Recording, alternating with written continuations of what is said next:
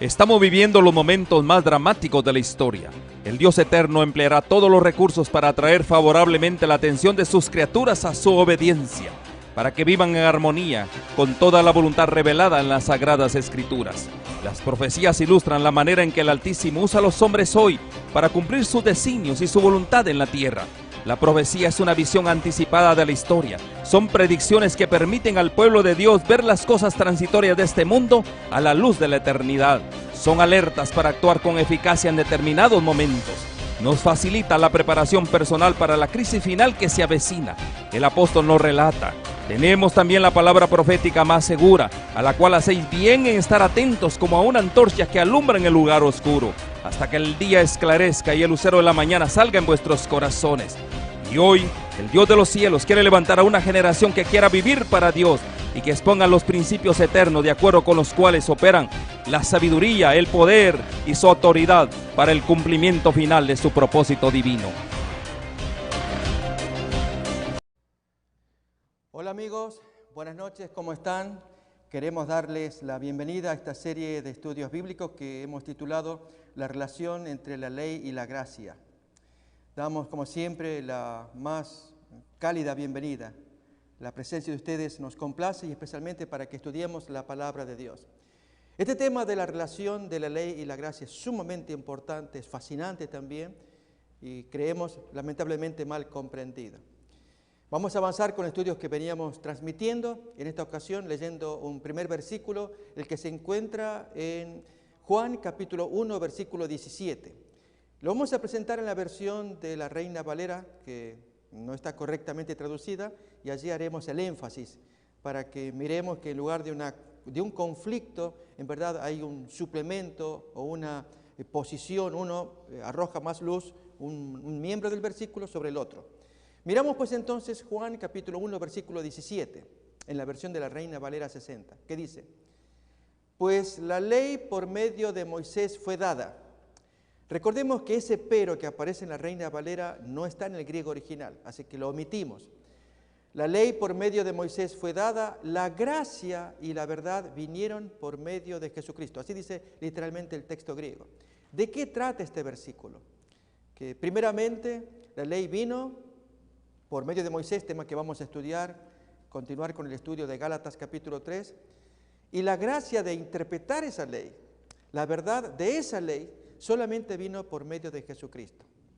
Acordémonos que ya había una gran profecía en Isaías 42, 21, que hablaba de que Jehová se complacía en magnificar y en engrandecer la ley. Si este texto está claro en Isaías 42, 21, ¿cuánto más debiéramos entenderlo a la luz de este tema fascinante de la ley y la gracia? Ahí lo tenemos en pantalla. Jehová se complació por amor de su justicia en magnificar la ley, en engrandecerla. ¿De qué modo Jehová engrandece la ley? Como ya mencionamos, hay un segundo Sinaí en Mateo capítulo 5. Más conocido es el primer Sinaí, Éxodo capítulo 20. Muy común, muy extendido, a la vez muy criticado, lamentablemente por grupos cristianos actualmente que mencionan que esa ley ya pues no es válida, o al menos alguno de esos mandamientos, principalmente el cuarto mandamiento, olvidando que Jesús vino para engrandecer la ley de Dios y magnificarla. Notemos cómo lo expresa en Mateo 5, 20 y el 21. Esto es la voz de Dios que nos enseña a través de la Biblia. Y por lo tanto se requiere que seamos sabios, que la interpretemos correctamente, al leer tal como el texto lo dice. Porque os digo que si vuestra justicia no fuere mayor que la de los escribas y fariseos, esa justicia es la que provee Éxodo 20, el entender cada uno de esos mandamientos que oportunamente llamamos verdades apodícticas, es decir, irreversibles, inobjetables, universalmente reconocidas. Que si vuestra justicia no fuere mayor que la de los escribas y fariseos, no entraréis en el reino de los cielos. Porque ahora entonces Jesús se hace cargo de enseñar esa ley, esa verdad apodíctica de Éxodo 20. ¿Cómo lo hace en el siguiente versículo? Toma entonces Éxodo 20 y él va a dar su aplicación, su interpretación y su engrandecimiento, como aparece en 5:21. Oíste que fue dicho a los antiguos, no matarás, y cualquiera que matare será culpable de juicio. 22. Pero yo os digo que cualquiera que se enoja contra su hermano, captamos, esta es la esencia de la enseñanza de Jesús, exaltar la ley, engrandecerla, hacerla grande. Cualquiera que se enoje contra su hermano ya es culpable de juicio. Y cualquiera que diga necio o insulta a su hermano ya es culpable ante el concilio. Y cualquiera que le diga fatuo o estúpido queda expuesto al infierno de fuego. Vemos que la ley de Dios ha sido sumamente enaltecida por nuestro Salvador. A esto llamamos entonces el segundo Sinaí. La pregunta queda en pie. ¿Con qué propósito hizo Jesús esto? Bien, vamos a mirar entonces en Gálatas capítulo 3. Retomamos el estudio que se hizo ya la emisión anterior. Esta es una serie continuada. Gálatas capítulo 3.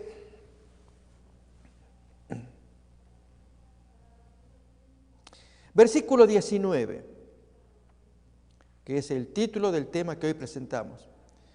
¿Para qué sirve la ley? ¿Para qué? ¿Cuál es el propósito de la ley?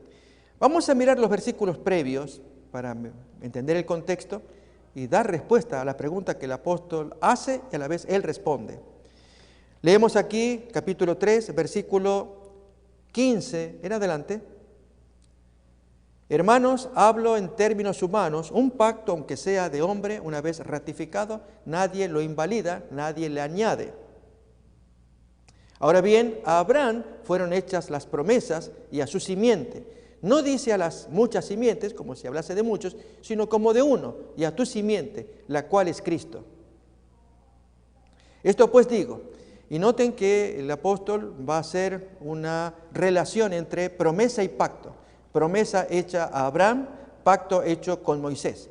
El pacto previamente ratificado por Dios para con Cristo. La ley que vino 430 años después de la promesa.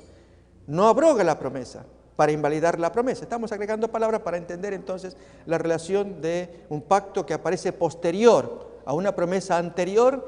Esto es la palabra de gracia dada a Moisés, que por haber creído, él fue contado en justicia, y a la simiente, es la simiente la que heredaría la bendición del Señor. Y Pablo pregunta, no habla de muchas simientes, sino de cuál simiente. Es una sola, que es Cristo. Sigue avanzando el argumento de Pablo acá.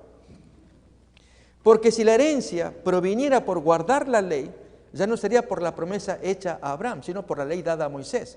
Pero Dios concedió la herencia a Abraham mediante una promesa y consecuentemente a todos los descendientes de Abraham, esto es, descendientes en la fe, que crean como Abraham. Entonces, ¿para qué sirve la ley?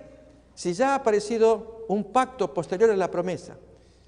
A ver, vamos a mirar, a razonar, amigos, de qué está tratando aquí el texto bíblico. Hay una promesa hecha a Abraham, solemne, que incluso tanto que cuando en el capítulo 22 de Génesis se revela que Abraham estaba a punto de matar a su hijo por orden de Dios, el ángel lo detiene y el texto tan bonito, cuando Dios dice, yo por mí mismo he jurado que te voy a dar la descendencia por cuanto no has negado a tu hijo, a tu único hijo. Y ese juramento de Dios que es solemne, Dios lo produce. Él promete dar, por medio de promesa, la simiente que va a ser Cristo. Pero aquí que 430 años después aparece algo que uno diría, es extraño. No, al contrario. ¿Qué relación pues tiene Moisés ahora, 430 años más tarde, de la promesa a Abraham hecha por gracia, mediante una promesa, mediante la fe, y que la herencia se recibe por haber creído en esa promesa? ¿Para qué sirve la ley de Moisés? Digo más, ¿para qué sirve ahora el segundo Sinaí? Ahora entramos en el nuevo concepto, y es para tratar de mirar la ley en la medida en que Dios quiere que se mire. La ley de Dios viene para revelar el pecado, para agrandar el pecado, para aumentar el pecado.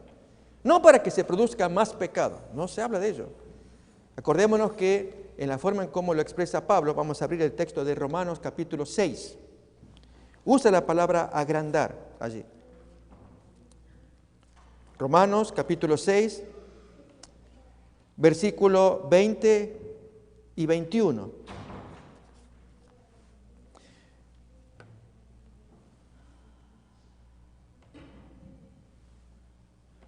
Dice, pero la ley se introdujo para que el pecado, es 5:20, yo puse 6:20, no, es 5:20. 5:20. La ley se introdujo para que el pecado abundase, ahí tenemos el concepto.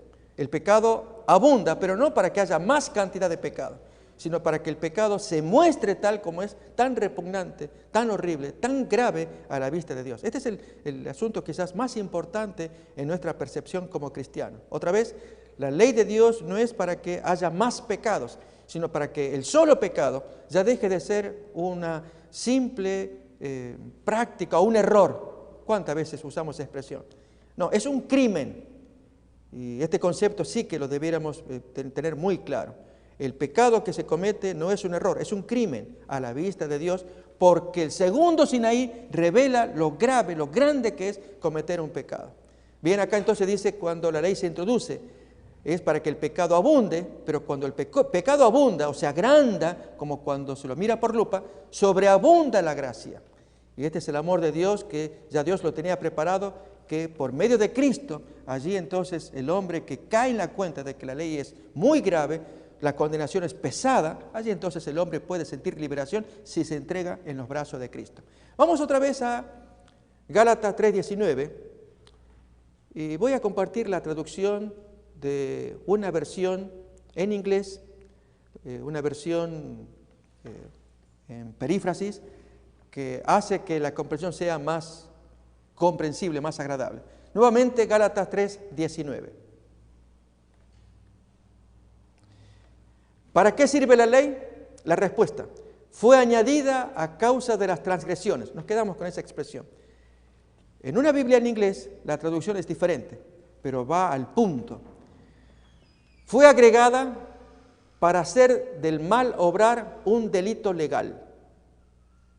Otra vez, fue agregada, apareció después con Moisés, para hacer del mal obrar, o vamos a usar una expresión más gráfica todavía, para hacer de las equivocaciones un delito castigable, punible, encarcelable, de modo que la persona pague muy duro lo que él creyó que era una mera equivocación. ¿Logramos percibir esto? Esta es la esencia de por qué apareció la ley. Y cuánto más por qué apareció el segundo Sinaí. Si es así, ahora vamos a entender el resto de los textos.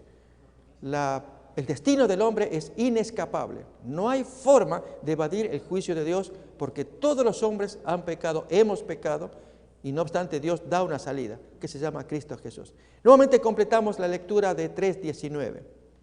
Esto debiera darnos alegría, paz en el corazón, porque hay salida a semejante revelación como es la ley dada por Jesús en el segundo Sinaí, que la hizo mucho más grave que lo que se entendía por medio de Moisés. Leemos pues: fue añadida a causa de las transgresiones hasta que viniese la simiente, que es Cristo, a quien fue hecha la promesa. Recordemos, en tiempos de Abraham, antes de Moisés, y fue ordenada por medio de ángeles en mano de un mediador. Versículo 20. Y el mediador no lo es de uno solo, pero Dios es uno. Esta era creencia judía acerca de la participación de los ángeles en la entrega de la ley a Moisés por medio de ángeles. Versículo entonces siguiente, 21. Luego la ley es contraria a las promesas de Dios.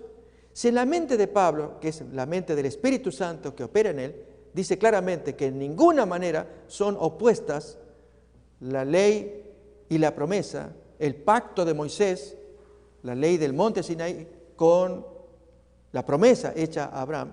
Si no hay oposición, ¿cuál es la relación? En ninguna manera, porque si la ley dada a Moisés pudiera dar vida, la justicia provendría por medio de la ley.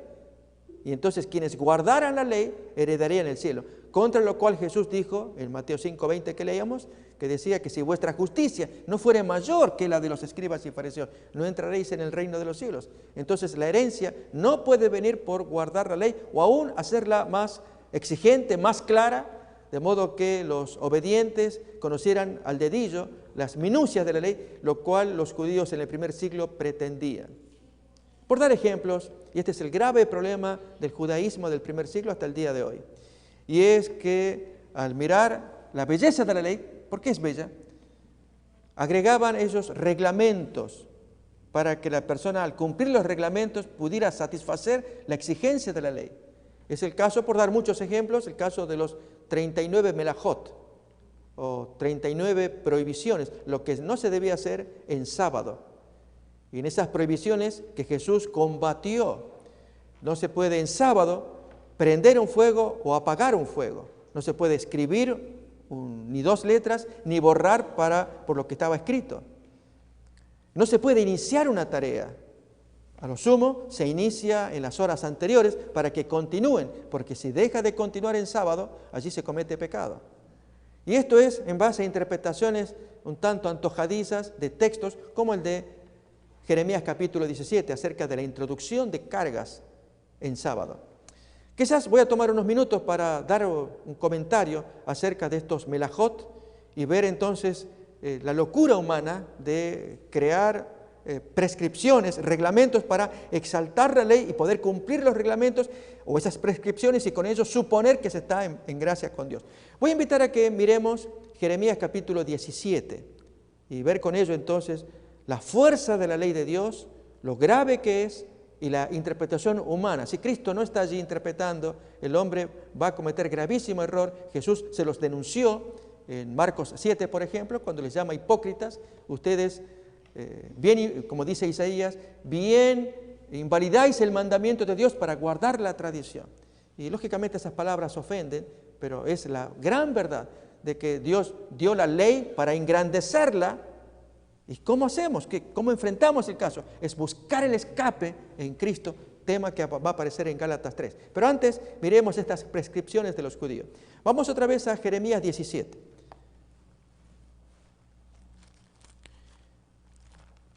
Miraremos allí una ley poco conocida, pero tiene que ver con el sábado y el judaísmo. Versículo 21. Podemos leer el 20 también para ver el contexto. Jeremías 17, 20. Esto es palabra de Dios, es mandato de Dios, Dios habla. Y diles, oíd la palabra de Jehová, reyes de Judá y todos los moradores de Jerusalén, que entráis por estas puertas. 21.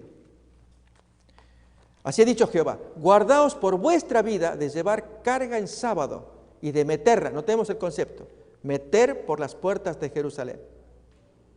22.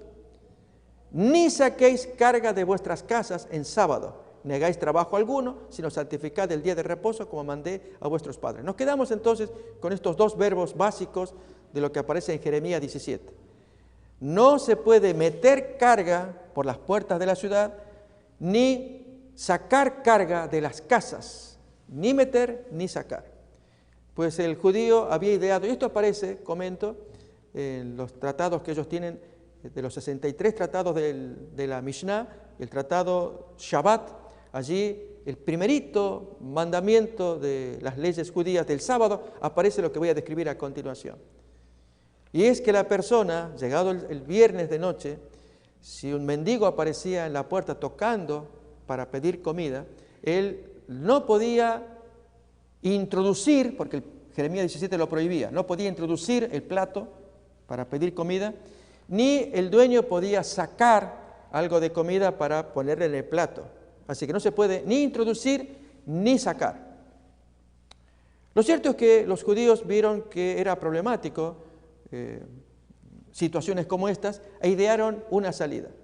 Y era que hicieran la acción mitad y mitad, por partida doble.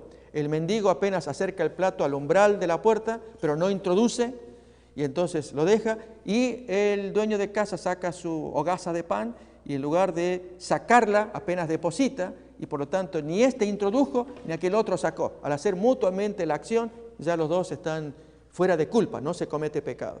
Bien, ese tipo de razonamiento permea a lo largo de esos tratados, de esas leyes y prescripciones para engrandecer el mandamiento que leíamos de Jeremías 17. Ahí tenemos ya la imagen de lo que es la Mishnah, los libros sagrados judíos. Ahora el asunto es, ¿esa fue la intención de Dios? ¿De meter y sacar? En verdad, Nehemías no lo entendió así. Abrimos el capítulo 13 de Nehemías.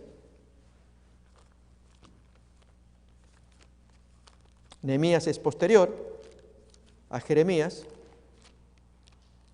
Capítulo 13, versículo 15 en adelante. ¿Qué tipo de engrandecimiento de la ley habían hecho los judíos en época de Jesús?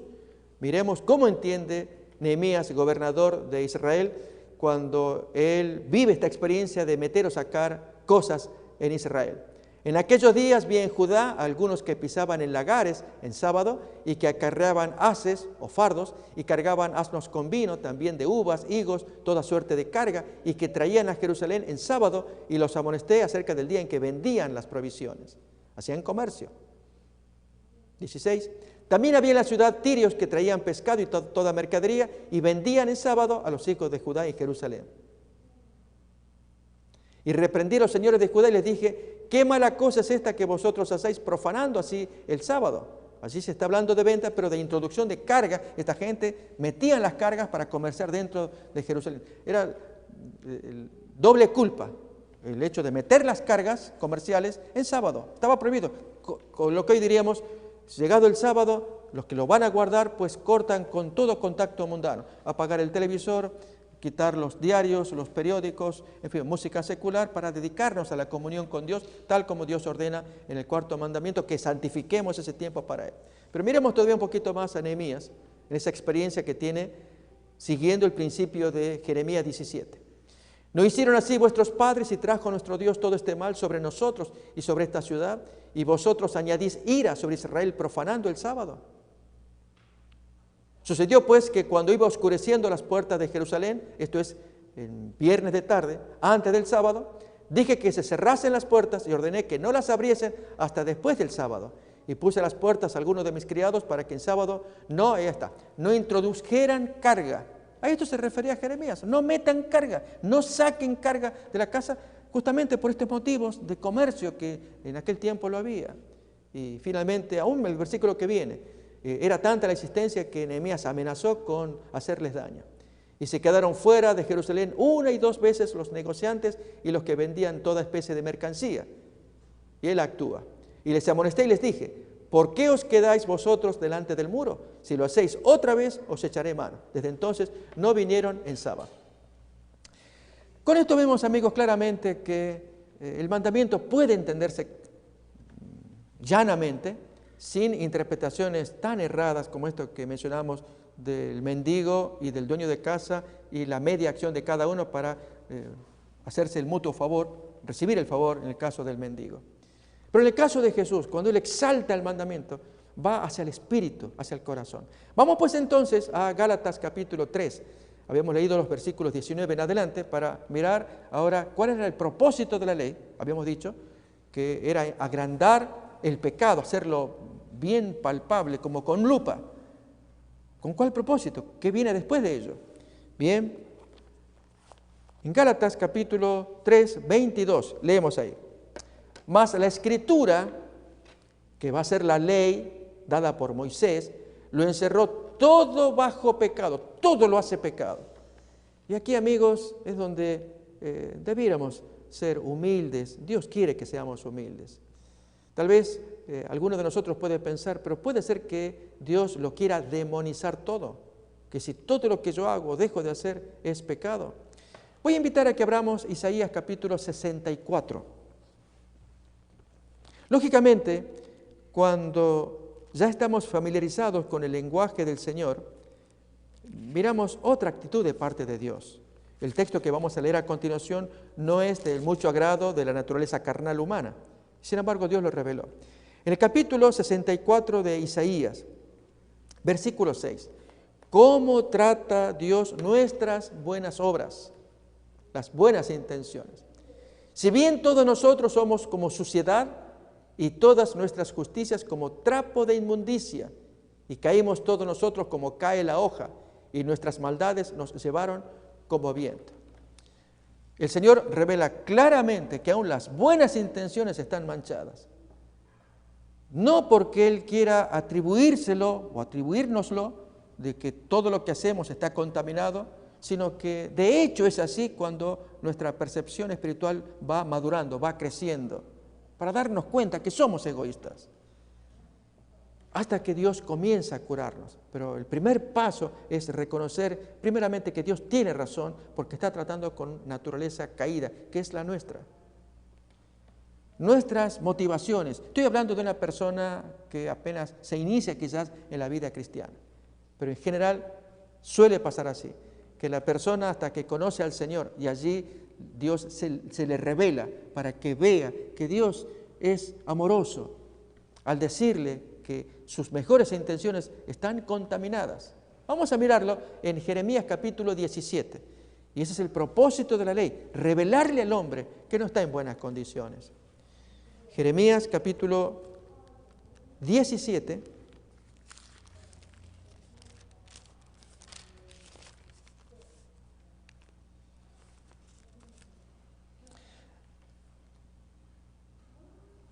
Versículo 5 en adelante.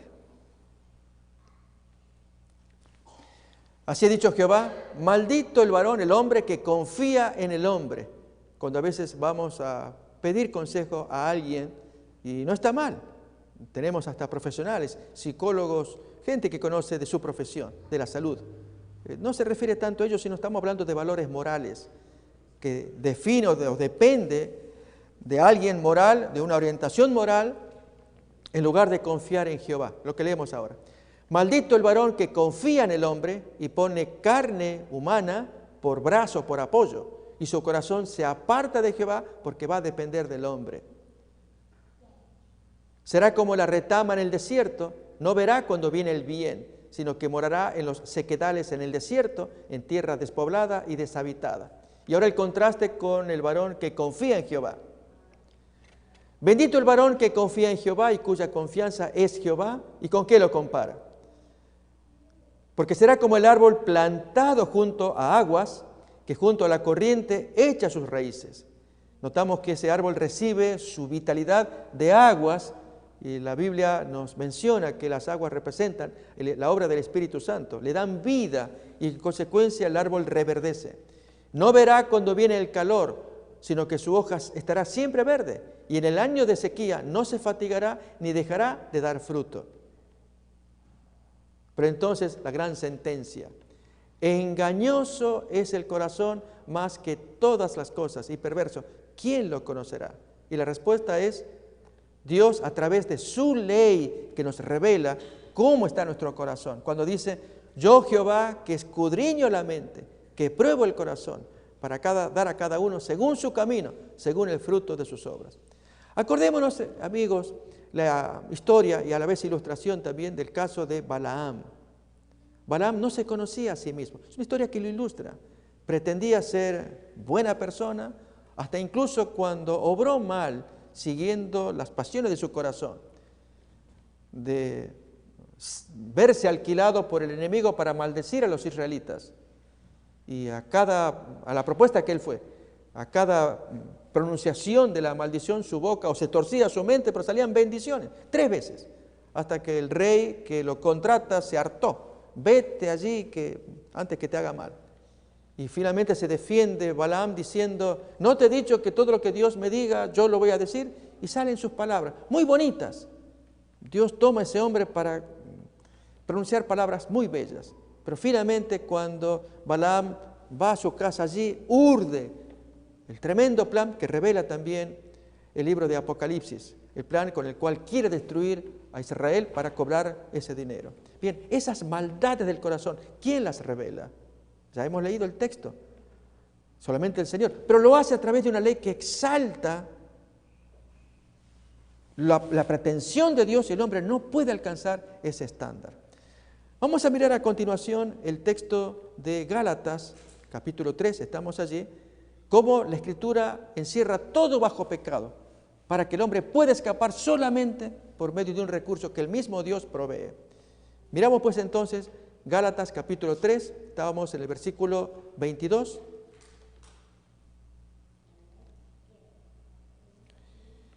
Leemos primeramente. La Escritura lo encerró todo bajo pecado, de modo que se revela que lo que el hombre hace está contaminado.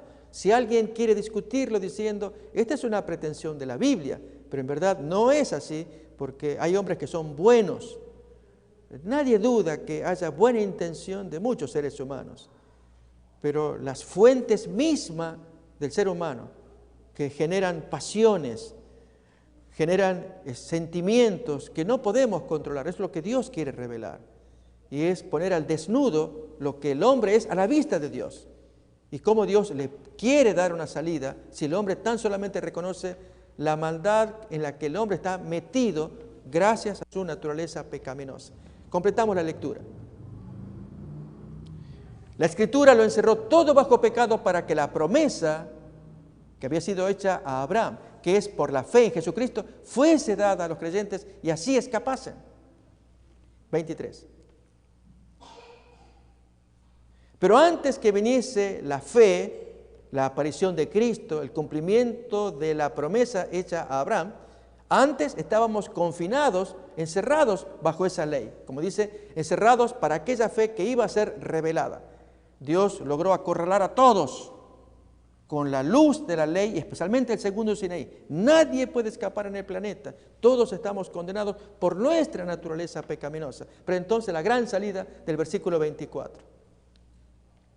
De manera que la ley ha sido nuestro ayo para llevarnos a Cristo, a fin de que fuésemos justificados por la fe. Y aquí entonces se va a usar la ilustración del ayo. Leemos el siguiente versículo y comentamos. Pero venida la fe, ya no estamos más bajo ayo. 26. Pues todos sois hijos de Dios por la fe en Cristo Jesús. Porque todos los que habéis sido bautizados en Cristo, de Cristo estáis revestidos. Ya no hay judío, no hay griego, no hay esclavo, no hay libre, no hay varón, no hay mujer. Todos vosotros sois uno en Cristo Jesús. Y si vosotros sois de Cristo, ciertamente el linaje de Abraham, de la promesa hecha a Abraham sois, y herederos según la promesa, no según la ley. Bien, amigos, vamos a mirar nuevamente versículos 24 y 25 con respecto al ayo, para que nos sea más familiar entender esta porción tan importante del apóstol Pablo y que hasta el día de hoy tiene su consecuencia, entender claramente la relación que hay entre la ley y la gracia. Repasamos otra vez versículos 24 y 25. De manera que la ley ha sido nuestro ayo para llevarnos a Cristo. ¿Qué es un ayo? ¿Qué era un ayo en los tiempos del primer siglo? La palabra ayo deriva de la palabra griega pedagogo, paidogogos, que significa quien conduce a un niño. Era el tutor, también el instructor, a quien el padre encargaba que ese hombre, ese criado, muchas veces un esclavo, se encargara de la educación, de llevarlo a los lugares donde ese niño recibiera toda la instrucción. Era una persona que se hacía cargo del niño y entonces hasta que cumpliera la mayoría de edad. Y cuando cumpliera la mayoría, pues entonces el padre, con el cual siempre convivían, pero allí entonces el padre probaba a ese hijo. Esto es, si el ayo o pedagogo, la palabra griega, el tutor, se encargaba de llevar a ese hijo a aprender matemáticas, a aprender educación, a aprender historia. Y el niño pues aprendía, absorbía y el tutor pues vigilaba que la instrucción fuera acertada y rápida. Lógicamente, a todo niño no le agradaría mucho saberse asediado, vigilado. Hoy en el sistema moderno, por lo menos en este país, se practica, en otros lugares también, la educación homeschooling, que se llama la escuela en el hogar. Padres que se interesan por la educación moral de sus hijos y en lugar de llevarlos a la escuela pública o una escuela con edificio donde hay alumnos, más bien están en la casa, homeschooling. Y entonces allí aprenden en la casa con la guía de la mamá o papá que se hace cargo de la educación, vigilando que haga los deberes, que lea todas las cosas, se le toman los exámenes, está todo previsto para que ese niño aprenda todo lo que tenga que aprender, tal como lo haría en una escuela pública, pero aquí bajo la vigilancia de los padres o de personas a quienes los papás quieran encargar. Hay veces que los niños desearían sentirse libres, ver que hay alguien que está observándolos, es natural. Bien, así ocurría con el ayo. El ayo pues estaba velando por la educación y el crecimiento de ese hijo. Pero es aquí que llegaba la mayoría. Y entonces, mientras había estado bajo la tutela de un esclavo, ahora pasaría en su mayoría a pasar a la dependencia de su papá. A eso se refiere, notamos, el siguiente versículo. Habíamos leído el 24, pasemos al 25 y más. Pero venida la fe, venida la mayoría de edad, ya no estamos más bajo el tutor, que era el que nos llevaba y nos instruía y eventualmente llevarnos a Cristo. Pues ahora entonces nos convertimos en hijos de Dios por la fe en Cristo Jesús. ¿Notamos? Si antes estábamos bajo la tutela y la dependencia del tutor, del ayo, hasta que llegara la mayoría de edad, y allí el joven era aprobado por el padre. Bien, así ocurre acá. La ley de Moisés fue el tutor que hacía que todo el planeta sintiera la presión de que la ley de Dios le indica, esto es así, así, para llevarlos a la mayoría. ¿Cuál era la mayoría? Que el hombre descubriera que la llegada de Cristo, el cumplimiento de la promesa hecha a Abraham, el advenimiento del Cristo en el primer siglo, allí es el tiempo de la mayoría. Venido el Cristo, llevada su obra, cumplida la profecía, muerto y resucitado, allí entonces era la mayoría para que el hombre creyera en esa promesa cumplida. ¿Y la función del ayo cuál es? No nos damos cuenta. Venida la fe, ya no estamos más bajo ayo. A ver, leemos ese texto ahora, versículo 26. Pues todos sois hijos de Dios por la fe en Cristo Jesús. Leemos también el 25. 25. Pero venida la fe, ya no estamos más bajo el ayo. La pregunta que surge es, al pasar a la mayoría, a ser hijos del papá, el papá pues examina el conocimiento de ese hijo. Ya está, vamos a decir, adolescente, un poco más, y el padre tiene todo el derecho de averiguar si la educación fue la apropiada, si surtió efecto la función del tutor. Y al averiguar entonces cómo andan los grados de matemáticas, geografía, historia, etc., pregunto, si el papá no quedara satisfecho y ve ineficiencia en ese hijo, ¿qué haría? ¿Lo recibe como hijo o lo devuelve al tutor? Bien, así ocurre acá. Venido Cristo, estamos bajo Cristo, somos hijos de Dios, nos va a decir el texto bíblico, somos adoptados en Cristo, pero si violamos la ley de Dios, violamos lo que el tutor nos enseñó, Dios bien que puede decir, yo no te puedo recibir como hijo, te mando otra vez para que estés bajo la ley de Moisés. A ver, leamos los textos, a ver si captamos el mensaje que Pablo nos quiere enseñar allí de la relación del tutor. Nuevamente vemos versículo 24 en adelante. De manera que la ley ha sido nuestro ayo o tutor. Recordemos que esa palabra, esto tiene que ser enfático, se usaba en el primer siglo con ese significado. Era el esclavo que se encargaba de la educación de un hijo. Y el padre entregaba a ese esclavo que el hijo fuera llevado a los diferentes lugares de instrucción, velar por la educación de ese hijo, que ha sido nuestro ayo o tutor para llevarnos finalmente a Cristo. Ese era el propósito del ayo, que llegue a la mayoría y entregar ese hijo a ese padre, a fin de que fuésemos justificados por la fe o adoptados como hijos, otra expresión del apóstol Pablo. Pero venida la fe, llegada a la mayoría, aparecido el Padre, ya no estamos más bajo el tutor, bajo ese esclavo. ¿Por qué? Porque ahora somos adoptados, va a decir el siguiente versículo, reconocidos como hijos, pues todos sois hijos de Dios por la fe en Cristo Jesús. Pero nuevamente la pregunta se levanta, si el Padre no está conforme porque el Hijo no responde a todas las enseñanzas que se le dio el tutor, que se le dio tal o cual instrucción. Doy un ejemplo.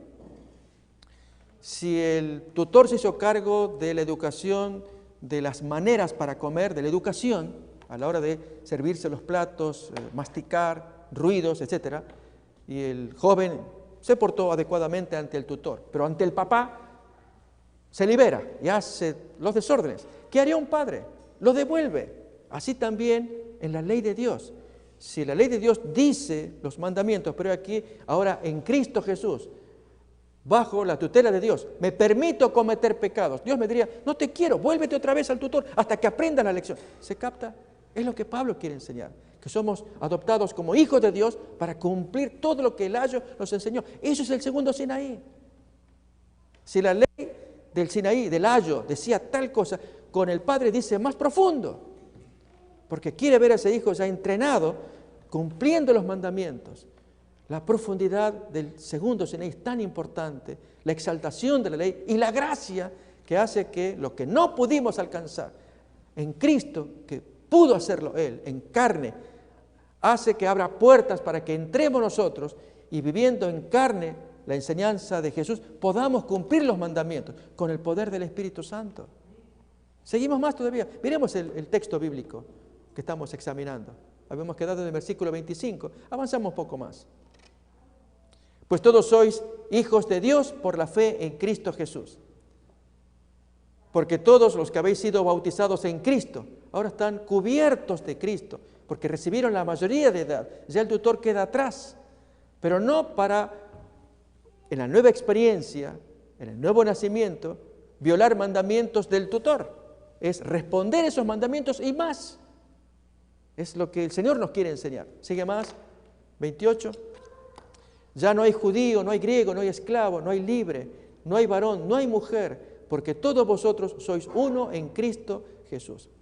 Vamos a ver a continuación cómo Pablo entiende la nueva vida, la vida ya cubierta por la gracia y el perdón de Cristo, para un creyente en relación con el tutor, con el ayo. Textos claros del apóstol Pablo, claros para nosotros también, que si el ayo traía conductas, vamos a ver ahora en la experiencia de la adopción. Acordémonos, el tutor, el ayo, el esclavo, traía a ese hijo, lo presentaba ante el padre lo examinaba y ya lo tomaba como hijo, ya declarado como tal. De otro modo lo volvía a enviar al ayo hasta que aprenda la educación necesaria que tenía que aprender. Cuando está de este lado, allí vamos a ver la riqueza de la vida en relación con el tutor. Esto aparece en Efesios capítulo 4. Vamos pues allí.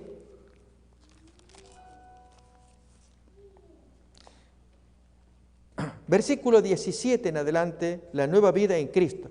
Y amigos, la propuesta que yo quiero hacer es que tratemos de relacionar la nueva vida, textos preciosos, hay partes que van a ser examinadas, y el tutor, que en lugar de decir que está abolido, que ya no sirve, es más bien el reflejo de lo que fue la educación, y aquí la misma educación, pero aumentada, ampliada. Es la gran novedad que Dios quiere ver reflejada en nosotros, tal como Jesús había dicho, que cualquiera que cumpla los mandamientos y los haga, este será llamado grande en el reino de los cielos. Y aquí entonces solamente el poder de Dios puede darnos la comprensión de que la ley de Dios es tan grande, tan preciosa, no la podemos cumplir con las propias fuerzas, pero viviendo en Cristo vemos que solamente el poder de Dios puede hacer que nosotros caminemos un camino nuevo que hasta nos sorprende. Por dar ejemplos, si aquí en la ley se castiga a la persona que es mal hablada, y ha habido casos de justicia para quienes maldijeron el nombre de Dios, el apedreamiento. Aquí no solamente el poder de Dios contiene al individuo, sino que le transforma las palabras para que diga palabras sazonadas con sal. Es una vida totalmente nueva, donde se exalta la ley de Dios. Miremoslo cómo lo expresa Pablo en Efesios capítulo 4. Versículo 17 leemos. Esto pues digo y requiero en el Señor, que ya no andéis como los otros gentiles que andan en la vanidad de su mente, teniendo el entendimiento entenebrecido, ajenos de la vida de Dios por la ignorancia que en ellos hay, por la dureza de su corazón, los cuales después que perdieron toda sensibilidad, se entregaron a la lascivia para cometer con avidez toda clase de impureza. Cuídense de volver, como dijera Pedro, el perro vuelve al vómito. Esto es muy delicado porque el hombre puede perder la sensibilidad aun siendo cristiano, si no vigila como Dios quiere que lo hagamos. 20. Mas vosotros no habéis aprendido así a Cristo. Dijimos el segundo Sinaí. Vamos a ver de qué nos habla. Si en verdad le habéis oído y habéis sido por él enseñados, conforme a la verdad que está en Jesús. En cuanto a la pasada manera de vivir, despojaos del viejo hombre que está viciado conforme a los deseos engañosos, y renovaos en el espíritu de vuestra mente. Vestíos del nuevo hombre, creado según Dios en la justicia y santidad de la verdad. Son definiciones que ahora las veremos en forma práctica, aquí en forma bíblica para entender, pero ahora queremos ver la parte práctica y ya viene entonces a continuación. Por lo cual, notemos acá, este es el detalle interesante. Desechando la mentira, ¿nos acordamos de la verdad apodíctica del 9º mandamiento? ¿No hablarás contra tu prójimo falso testimonio? ¿Nos acordamos? Esto es la ley del Sinaí, un mandamiento de parte de Dios. No ofender al prójimo hablando contra él. No hablarás contra tu prójimo falso testimonio. Pero en este caso, en la ley de Jesús, del segundo Sinaí, y en la gracia, va más allá.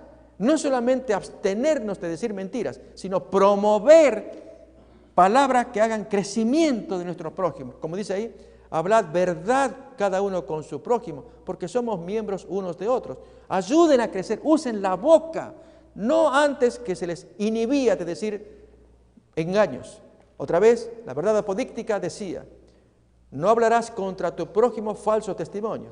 Entonces da la sensación de que pues tenemos que frenar la boca, abstenernos, mordernos, para que no salgan palabras mentirosas. Pero he aquí que el Señor pone freno a nuestra naturaleza carnal, le puso freno, pero en la ley de Jesús ahora va más allá, y es hacer que esta boca sirva no solamente para frenarse de decir cosas malas, sino promover cosas buenas, útiles, que edifiquen uno a otro, como dice, ya que somos miembros unos de otros. Versículo 26. Airaos, pero no pequéis, no se ponga el sol sobre vuestro enojo, no deis lugar al diablo. Miremos otro ejemplo. El que hurtaba, esto es ley apodíctica, el octavo mandamiento, no hurtarás. Y a veces nuestra naturaleza carnal se agrada, se tienta al ver posesiones ajenas. Y en algunos casos, pues las manos, los pensamientos se deslizan para apropiarse de aquello que no nos pertenece.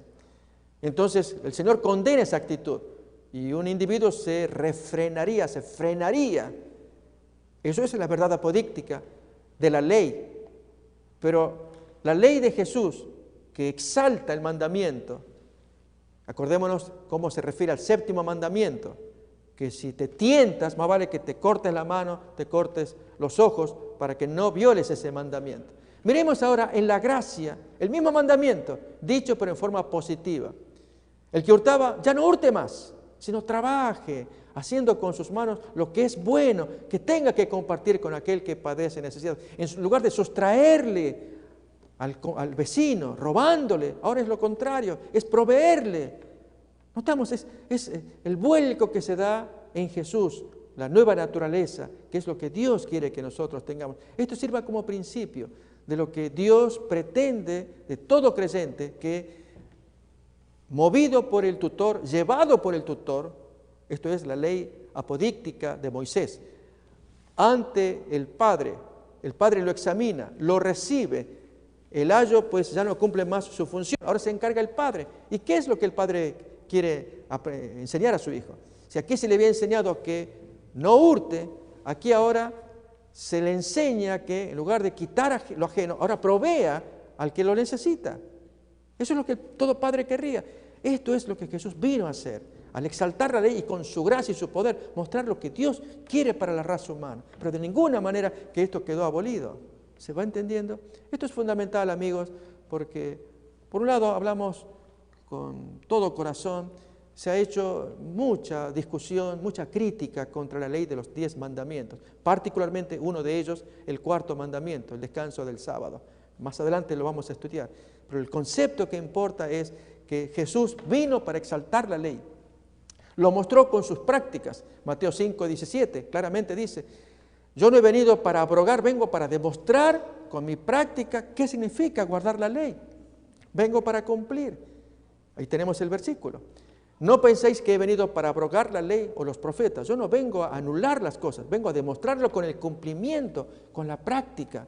Y Jesús cumplió todo, e incluso en aquello que se le critica, que supuestamente violó el sábado y se justifica, allí en un texto de San Juan 5:17, reitero, lo estudiaremos más adelante, diciendo que lo que Jesús hace, lo que ve hacer al Padre. Entonces el Padre supuestamente sería un violador, cuando Jesús de ninguna manera apunta a ello, y tenemos el texto allí, hace que mucha gente entienda mal. Jesús, para justificar la curación sabática hecha al paralítico en Juan 5, para defenderse, dice así, mi Padre hasta ahora trabaja y yo también trabajo. Aún en el versículo 19 va a aclarar que, dice el mismo concepto, que lo que ve hacer al Padre, Él lo hace. Y por lo tanto, si el Padre lo hace, Él lo va a hacer con más razón. Como dice ahí, de cierto os digo, no puede el Hijo hacer nada por sí mismo, sino lo que ve hacer al Padre. Porque todo lo que el Padre hace, también el Hijo lo hace igualmente. Notamos que es solemne la declaración de Jesús al poner al Padre como el modelo que Jesús toma para hacer las cosas, y entre ellas la curación del sábado. ¿Qué quiso decir? Pero hay quienes interpretan que fue violación del sábado. Muy triste, y por eso el énfasis que estamos poniendo de que Jesús vino para cumplir todo lo que la ley pedía. Ahora, desde su segundo Sinaí, que lo enseña y lo vive y lo exalta, y vemos ahí al apóstol Pablo con otros versículos también, donde el mandamiento, que aquí se entendía en forma negativa, sigue siéndolo negativa. No hurtes, sino más bien cambia tu enfoque. Ahora con tus manos que estabas acostumbrado a extraer lo ajeno, ahora saca de lo tuyo y dale al prójimo. Y yo les invito, hermanos, a que hiciéramos así con cada mandamiento. Muchas veces entendemos que es la abstención. A ver, propongámonos, hagamos la prueba con alguno de los mandamientos. No dirás falso testimonio, y uno se abstiene. ¿Cuál sería entonces el giro que hacemos en la nueva experiencia en Cristo, viviendo en la gracia? No es solamente abstenernos de decir mentiras, sino promover verdades, dar enseñanzas, instruir. Eso es cumplir la ley de Dios. Pero ¿qué ocurre aquí? El Señor dio la abstención por la naturaleza carnal humana, hasta que Cristo viniera y enseñara que solamente por Él y con Él el hombre puede tener un nuevo corazón, vivir como Jesús, imitarlo y recibir el poder y la gracia por la muerte de Cristo para llevar esa vida que Jesús llevó. Así también con los otros mandamientos. Permítame decirle, el séptimo, por dar una ilustración. No cometerás adulterio. Una persona pues puede con sus ojos o su imaginación tentarse mirando a alguien. Y entonces el freno, no debo hacerlo, no debo hacerlo. En la nueva experiencia, yo les invito, amigos, ¿qué es lo que Dios espera? ¿Qué se produce? Es algo natural, porque Cristo mora en el corazón. Allí el hombre, en lugar de estar metiendo la mano y queriendo sacar provecho o quitar eso, llamado adulterio, algo que no le pertenece, es una persona que ya tiene su relación y este individuo tiene mal pensamiento. En este lado promueve la unidad del matrimonio, cuida ese matrimonio, ayuda a fortalecer ese matrimonio en lugar de echarle mano. ¿Se nota? Esto es la experiencia de la nueva vida, de la gracia que transforma el corazón del creyente, solamente porque Jesús vino a la tierra para enseñarnos, para demostrarlo. Y así, mis amigos y hermanos, con los 10 mandamientos ocurre lo mismo, el mismo principio. Bien, esto es lo que el Maestro vino a enseñar acerca de la relación de la ley y la gracia. Nuevamente, vamos al texto de Juan 1:17. Siempre recordémoslo. Es cierto, tenemos la versión de la Reina Valera, la más popular, pero hay otras versiones como la Biblia de las Américas, la Biblia de Jerusalén. Hay otras Biblias que podemos comparar de acuerdo al griego. No hay tal oposición. El pero hay que tacharlo, no debe estar ahí, no fue correctamente traducido. Es más bien una complementación. Ahí lo tenemos ya en la versión de la Biblia de las Américas, una correcta traducción. Porque la ley fue dada por medio de Moisés. La gracia y la verdad de esa ley fueron hechas realidad por medio de Jesucristo. Noten que así como Jesús explica la ley, a continuación explica al Padre, siguiente versículo. Solamente Él podía hacer semejante misión, explicar la ley y explicar al Padre. Nadie ha visto jamás a Dios, el unigénito Dios que está en el seno del Padre, Él lo ha dado a conocer. Jesús revela al Padre, revela su ley. Así, amigos, completamos este nuevo estudio acerca de la relación de la ley y la gracia. Deseamos de corazón que entendamos más que la voluntad de Dios es que lo amemos, que nos entreguemos en gratitud por lo que Jesús hizo por ustedes y por mí. Ese es nuestro deseo, nuestra bendición. Que Dios les acompañe hasta que nos encontremos en la siguiente emisión. Gracias. Estamos viviendo los momentos más dramáticos de la historia. El Dios eterno empleará todos los recursos para atraer favorablemente la atención de sus criaturas a su obediencia, para que vivan en armonía con toda la voluntad revelada en las Sagradas Escrituras. Las profecías ilustran la manera en que el Altísimo usa a los hombres hoy para cumplir sus designios y su voluntad en la tierra. La profecía es una visión anticipada de la historia. Son predicciones que permiten al pueblo de Dios ver las cosas transitorias de este mundo a la luz de la eternidad. Son alertas para actuar con eficacia en determinados momentos.